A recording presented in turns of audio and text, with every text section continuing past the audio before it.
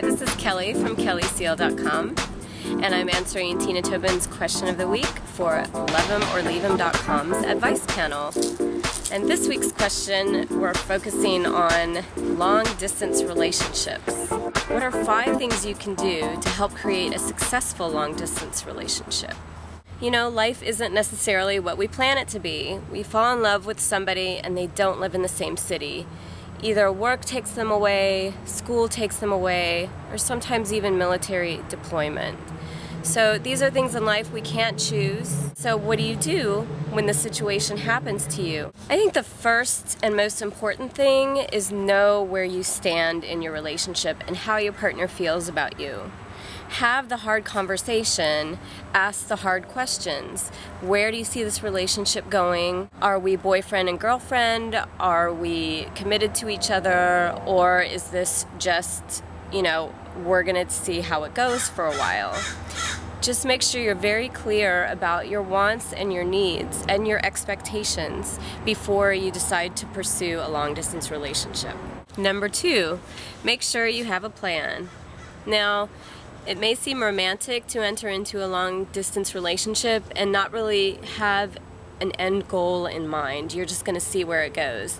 But this, over a period of time, is going to weigh on the relationship.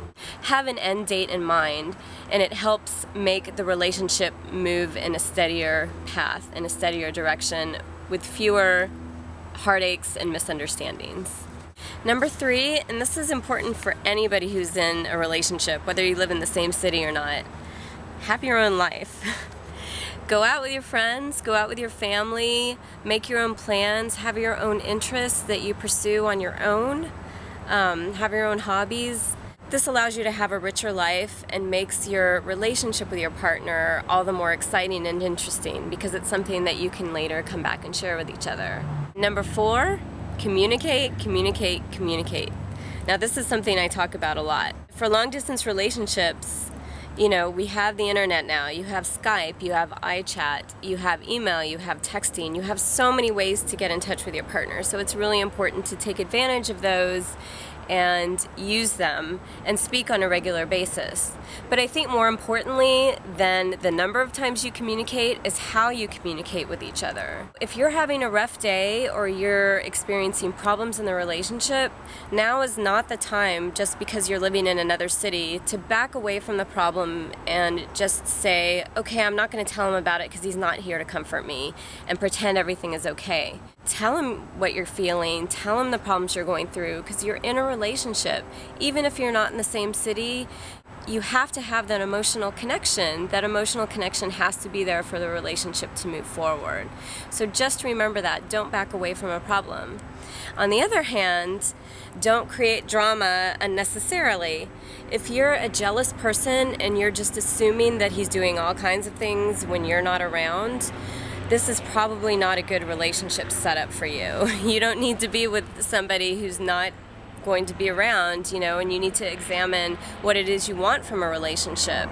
So if you're the jealous type, I would reconsider. Number 5, and this is the fun one, make plans to see each other. Work it into your budget, whether it's gas money or airplane money or, you know, whatever you can do to set aside that time for a rendezvous.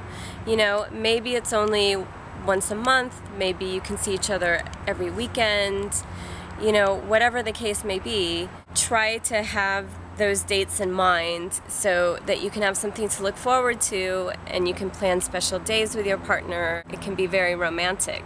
So this is Kelly from kellyseal.com. And if you're in a long-distance relationship, I hope this advice helped you. And if you're in any kind of relationship where you're struggling, send me an email, ask me a question. I'd be happy to help you. I'd be happy to just listen. My email is kellyjseal@gmail.com. So write to me, ask me a question, let me know what you're thinking. Thanks a lot and have a great day.